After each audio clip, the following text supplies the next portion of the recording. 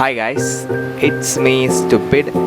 இன்றைக்கி இந்த வீடியோவில் 2011 ரிலீஸ் ஆன 180 அப்படின்ற மூவி பற்றி தான் பார்க்க போகிறோம். வெறும் ஆட் ஷூட்டுக்கு டேரக்டராக இருந்த ஜெயந்திரா அப்படின்றவரோட ஃபஸ்ட்டு மூவி தான் இந்த 180 அப்படின்ற மூவி. ஆக்சுவலாக இது அவரோட ஃபஸ்ட்டு மூவி மாதிரியே தெரிஞ்சிருக்காது. ஆட் ஷூட்டில் கிடச்ச எல்லா எக்ஸ்பீரியன்ஸை யூஸ் பண்ணி இந்த மூவியை ரொம்ப பியூட்டிஃபுல்லாக மேக் பண்ணியிருப்பாங்க. இந்த மூவியில் அவங்க யூஸ் பண்ண கலர்ஸ், சினிமோட்டோகிராஃபி, கேமரா ஆங்கிள்ஸ் இதெல்லாமே கிட்டத்தட்ட மணிரத்னம் மூவி சாயல் லைட்டாக வந்து போகும். ஈவன் சாங்ஸ் கூட லைட்டாக மேட்ச் ஆகும். ஃபஸ்ட் இந்த படத்தோட ஸ்டோரி என்ன அப்படின்றத ஷார்ட்டாக பார்த்துருவோம். யூஎஸில் டாக்டராக இருக்க சித்தார்த்து ஆக்சிடென்டலாக ஒரு பேஷண்ட்டை வந்து மீட் பண்ணி மேரேஜ் பண்ணிக்கிறான். ஆக்சுவலாக அந்த ஆக்சிடென்ட்டான பேஷண்ட் யாருன்னா பிரியா ஆனந்த். இந்த படத்தில் பிரியா ஆனந்தோட ஆக்டிங்கும் ப்ளஸ் அவங்களோட கேரக்டர் இது வந்து எனக்கு பர்சனலாக பிடிச்சிருந்துச்சி. மற்ற படத்தை கம்பேர் பண்ணுறப்ப நான் மணிரத்னம் சாயல்னு சொன்னேன்ல, அது கைண்ட் ஆஃப் பிரியா ஆனந்திட்ட வந்து எனக்கு ஃபீல் ஆச்சு. அந்த சாமீஸ் பிஹேவியரு, நெக்ஸ்ட் அவங்க என்ன ரியாக்ட் பண்ண போகிறாங்க அப்படின்றது நமக்கு தெரியாது. நம்ம ஒன்று நினைப்போம், பட் அவங்க ரியாக்ட் பண்ணுறது டிஃப்ரெண்ட்டாக இருக்கும். எஸ்பெஷலி சொல்லணும் அப்படின்னா பிரியானந்த் வந்து சித்தார்த்திட்ட ஃபோன் பண்ணி பேசணும் அப்படின்றதுக்கு ஒரு சீனில் வச்சுருப்பாங்க.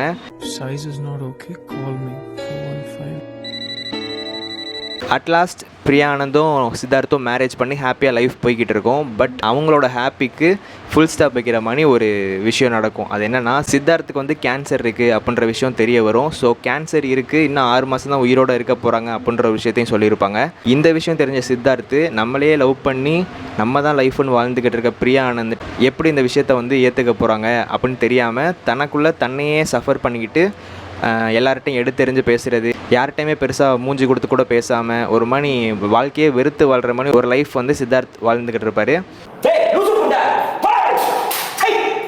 அதுக்கு முன்னாடியே இந்த மேரேஜ் விஷயம்லாம் நடக்கிறதுக்கு முன்னாடி சித்தார்த்தோட அம்மா வந்து அன்எக்ஸ்பெக்டட்லி இறந்துருப்பாங்க. ஆக்சுவலாக அந்த நேரத்தில் 6 மாதம் தான் அப்படின்ற விஷயம் சித்தார்த்துக்கு தெரிஞ்சிடும், மற்ற எல்லாருக்குமே தெரிஞ்சிடும். ஸோ பிரியானந்த் அப்புறம் சித்தார்த்தோட ஃப்ரெண்டெல்லாம் சேர்ந்து சித்தார்த் கொஞ்ச நேரம் வெளியே போயிருந்தாலோ அவன் தொலைஞ்சு போயிட்டான் அப்படின்னு நினச்சிட்டு போலீஸில் கம்ப்ளைண்ட் பண்ணுறதுன்னு சொல்லிட்டு அவனை தேட ஆரம்பிக்கிற விஷயம் ஒரு நடக்கும். இந்த விஷயம்லாம் சித்தார்த்துக்கு பிடிக்காமல் போயிடும். நான் 2 மணி நேரம் வெளியே போயிட்டு வந்தேன்னா நான் தொலைஞ்சு போயிட்டேன்னு அர்த்தம் கிடையாது.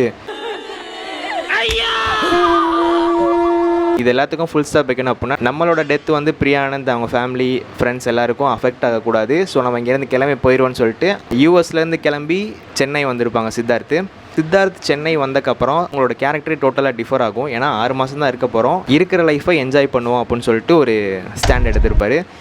இந்த போர்ஷனில் சித்தார்த்தோட கேரக்டர் கிட்டத்தட்ட மணிரத்னம் மூவி சாயலில் இருக்கிற மாதிரி இருந்திருக்கும். ஈவன் அந்த சினிமோட்டோகிராஃபி, கேமரா ஃப்ரேம் இதெல்லாமே நல்லா இருந்திருக்கும். அதே மாதிரி சித்தார்த்து போய் தங்குற வீட்டில் ஹவுஸ் ஓனர் யாருன்னா டேரக்டர் மௌலி தான். அந்த போர்ஷன்ஸும் நல்லாயிருக்கும். சித்தார்த்தோட கேரக்டர் எனக்கே பிடிச்சிருக்குன்னா அப்போ படத்துலேயே இருக்க நித்யா மேனன் பிடிச்சிருக்காதா? எஸ், நித்யா மேனன் ஒன் சைடாக சித்தார்த்தை லவ் பண்ண ஸ்டார்ட் பண்ணுறாங்க. இந்த விஷயத்த எப்படியா சித்தார்த்திட்ட சொல்லணும்னு நினைக்கிறப்ப சித்தார்த் ஊரை விட்டு கிளம்பி போக ஆரம்பிச்சிருப்பாங்க. தன்னோட லவ்வை எப்படியாவது சித்தார்த்திட்ட சொல்லணும்னு சொல்லிட்டு போய்கிட்டு இருக்கப்ப நித்யா மேனனுக்கு அன்எக்ஸ்பெக்டட்லி ஒரு ஆக்சிடென்ட் நடக்கும். இதை ட்ரீட் பண்ணுறதுக்கு இந்தியாவில் ஃபெசிலிட்டிஸ் இருந்திருக்காது. ஸோ அதுக்காண்டி யூஎஸ் போவாங்க. யூஎஸில் ட்ரீட்மெண்ட்லாம் முடிச்சுட்டு நித்யா மேனனோட சேர்ந்து வரலான்னு நினைக்கிறப்ப நித்யா மேனனுக்கு அங்கே ஒரு ஷாக்கு. சித்தார்த் ஒரு லெட்டரில் சொல்லியிருப்பார், நம்மளோட ரிலேஷன்ஷிப்பை நீ இந்த மாதிரி தான் எடுத்துக்கிருவ அப்படின்னு நினச்சிருந்தேன்னா அது வந்து எனக்கு சரிப்பட்டு வராது. பட் எப்பயுமே நீ என்னோடய ஃப்ரெண்டாக இருப்ப அப்படின்ற மாதிரி சொல்லிட்டு போயிருப்பார்.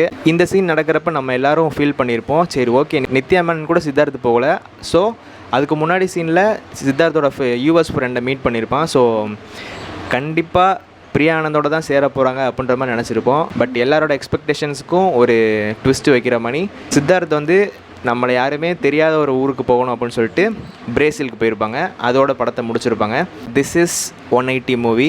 வழக்கமாக இருக்க மூவிலேருந்து இந்த மூவி கொஞ்சம் டிஃபராக இருக்கும். ஏன்னா ஒருத்தவனுக்கு கேன்சர் இருக்குது அப்படின்னா கடைசி வரை அவனை ரொம்ப கேராக பார்த்துட்டு அவனே இறந்துருவான். அதுக்கடுத்து எமோஷ்னலாக சேடாக முடிச்சிருப்பாங்க. பட் இந்த மூவி வந்து differ from others. Now it's time for unknown facts. இந்த படத்தில் சித்தார்த் 6 மாதம் தான் உயிரோடு இருக்க போகிறான் அப்படின்றத சிம்பாலிக்காக சொல்லணுன்றதுக்கு தான் படத்தோட நேமும் 180 வச்சுருப்பாங்க. Next Maniratnam Raavanan movie make பண்ணது எப்படின்னா, விக்ரம் ஐஸ்வர்யா ராய் வச்சு ஒரு மூவி தமிழ் எடுக்கிறாங்க அப்படின்னா தமிழில் எடுத்து முடிச்சக்கப்புறம் ஹிந்தியில் அபிஷேக் பச்சனையும் ஐஸ்வர்யா ராயும் வச்சு எடுத்திருப்பாங்க. இதே டெக்னிக்கை தான் இங்கே ஜெயந்திரம் யூஸ் பண்ணியிருப்பார். தமிழில் எப்படி ஒரு சீன் எடுத்து முடிச்சிருக்காங்களோ அதே மாதிரி தெலுங்குல எடுத்து முடிச்சிருப்பாங்க. ஒரே நேரத்தில் 2 லாங்குவேஜில் எடுத்திருப்பாங்க. It's not dubbed, actually they shoot 2 different languages at the same time. நிறைய இந்தியன் ஃபிலிம்ஸு க்ரீன் ஸ்க்ரீனு இல்லாட்டி ஸ்டாக் ஃபுட்டேஜை வச்சு நான் ஃபாரினில் தான் இந்த மூவியை ஷூட் பண்ணியிருக்கேன் அப்படின்றத நம்மளை நம்ப வைப்பாங்க. பட் இந்த மூவி அந்த மாதிரி நம்மளை சீட் பண்ணல. They actually shoot all the US scene in San Francisco. இந்த படத்தில் முக்கியமாக மியூசிக் பற்றி பேசியாகணும். இந்த படத்தில் இருக்க எல்லா பாட்டுமே மதன் கார்கி தான் எழுதியிருப்பார். யூஎஸ்லேருந்து சென்னை வந்த சித்தார்த்து இந்த 6 மாதத்தை நான் ஜாலியாக வாழ போகிறேன் அப்படின்றதுக்காண்டி ரூல்ஸ் கிடையாது அப்படின்ற ஒரு விஷயத்த சொல்லணும்.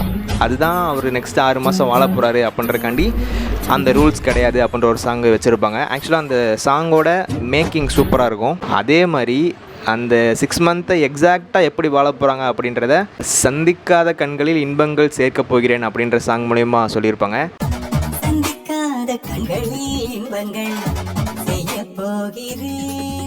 சந்திக்காத கண்களில் இன்பங்கள் செய்ய போகிறேன்.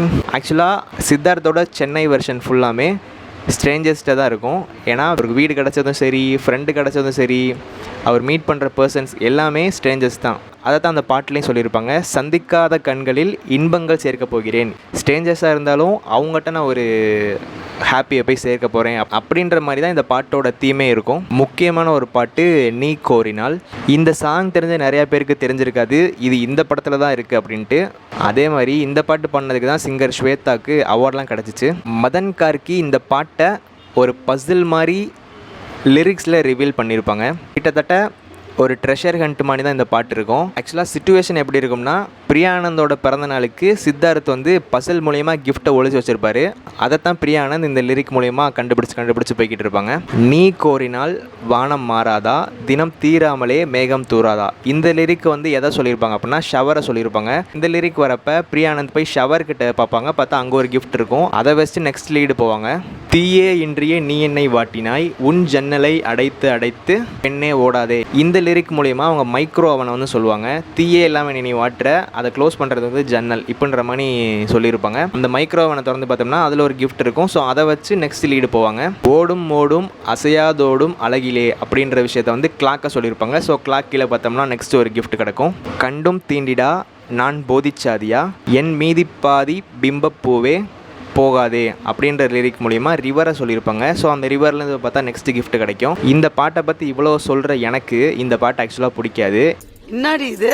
Accept those first humming and first lyric. அது ஏன் தெரில. ஓவரால் அந்த மூவி 2011 ஒரு டிஃப்ரெண்ட்டான ஒரு ஃபீலிங் கொடுத்துருக்கோம். இப்போ பார்க்குற நமக்கு இந்த மூவி பெருசாக இம்பேக்ட் பண்ணாது. எனக்கு ஒரு டவுட்டு, இந்த மூவி எனக்கு மட்டும்தான் மணிரத்னம் ஸ்டைலில் தெரியுதா அப்படின்றத நீங்களும் இந்த படத்தை பார்த்துட்டு கமெண்ட்டில் சொல்லுங்கள். I'll see you in the next video. Until then, peace. சந்திக்காத கண்களில் இன்பங்கள் செய்ய போகிறேன். மனுஷன்